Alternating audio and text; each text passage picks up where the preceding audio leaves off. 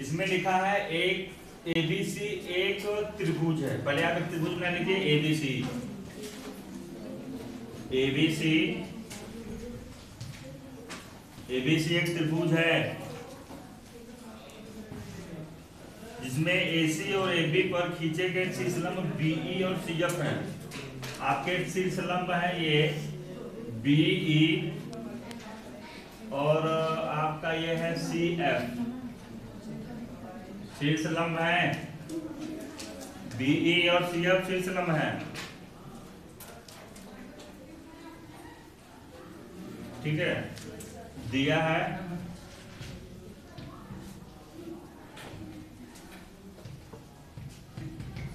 दिया में है आपका ये बराबर है। क्या है ये बीई और सीएफ बराबर। शीर्षलंब का मतलब पहले तो शीर्षलंब का मतलब यह होता है कि किसी भी त्रिभुज में किसी भी शीर्ष से उसकी समूह भुजा पर एक खींचा गया लंब जो होता है 90 अंश का, वो जो होता है शीर्षलंब कहलाता है। इसमें दिया है आपका बीई इक्वल टू सीएफ, ये दिया हुआ है। और ये भी दिया है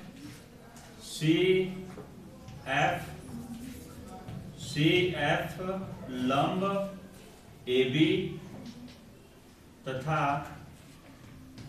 बीई लंब एसी,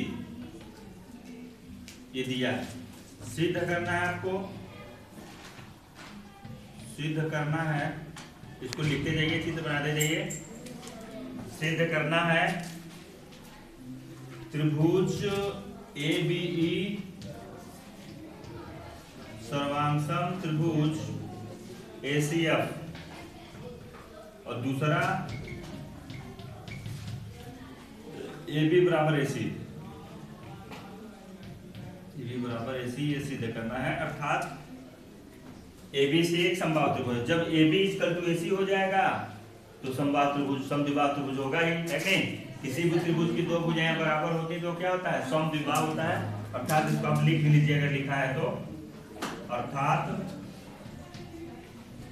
त्रिभुज एबीसी एक समद्विबाहु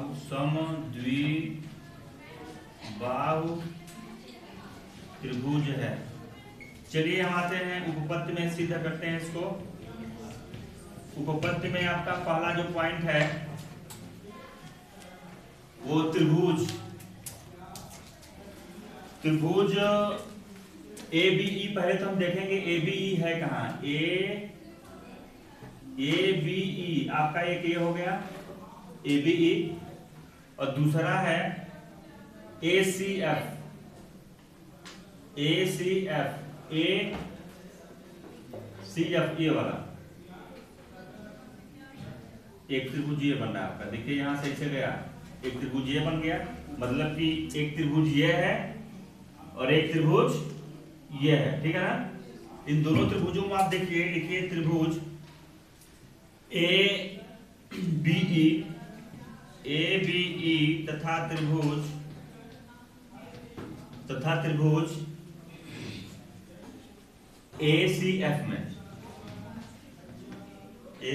में।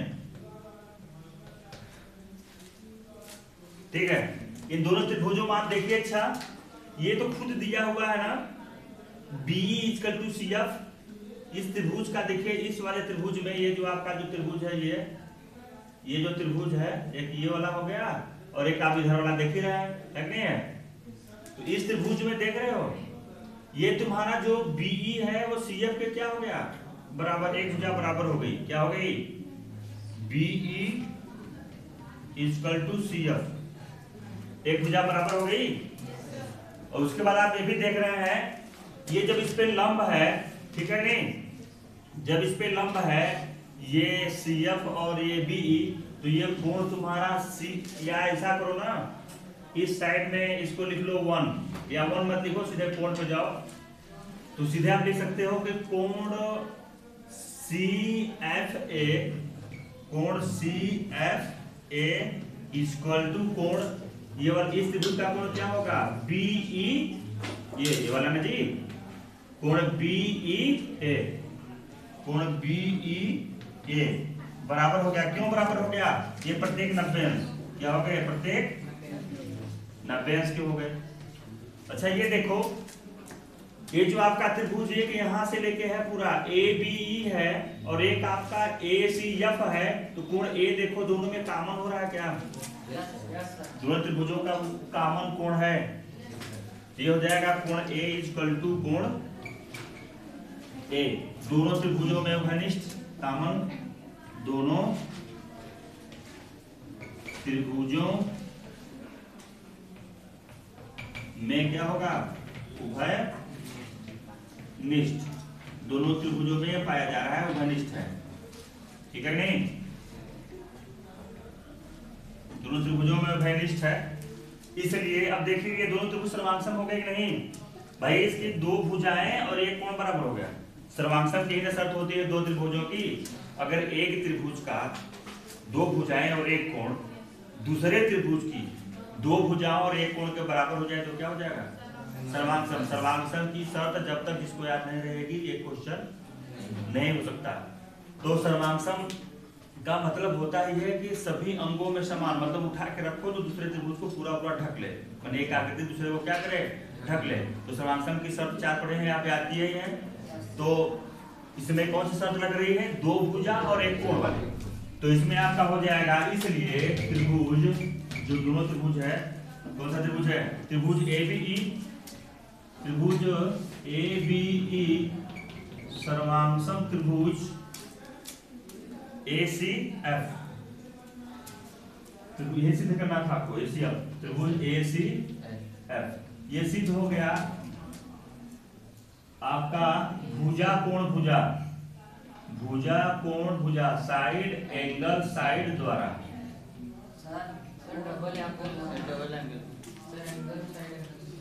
यहाँ पे डबल एंगल है, इसलिए आपका हो जाएगा ASA। इस तरह से आपका ये हो गया, पहला पॉइंट सही हो गया। फिर दूसरे में आपको दिखाना है AB equal to AC, AB equal to AC, ठीक है? AB इक्वल टू AC दिखाना है आपको, AB equal to AC, AB equal to AC, AB equal to AC, AB equal to AC। Second part देखिए, सेकेंड पार्ट देख लीजिए आप। Second में क्या कह रहा है कि AB इक्वल टू AC दिखाना है। AB को किसके बराबर दिखाना है? AB को इस AC के बराबर दिखाना है, ठीक है? तो हमने भी इन दोनों त्रिभुजों को सर्वांगसम सिद्ध किया है। किसको? त्रिभुज ABE सर्वांगसम त्रिभुज ACF,